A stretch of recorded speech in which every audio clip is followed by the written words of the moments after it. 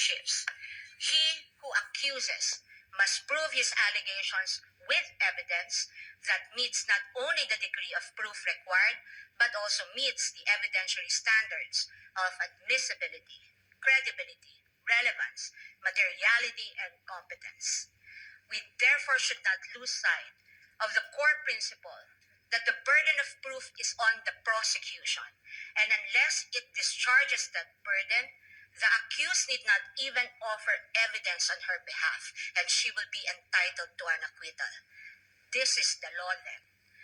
This is the law now. And the underlying principle for this burden of proof is simple. Under our Constitution, every accused is presumed innocent until proven otherwise.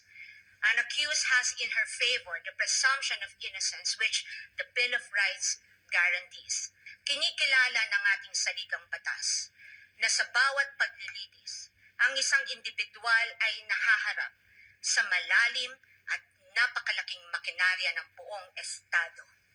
At ang tanging sandigan lamang niya laban sa anumang pang-aabuso ng kapangyarihan ay ang kanyang mga batayang karapatan sa ilalim ng ating konstitusyon. Open and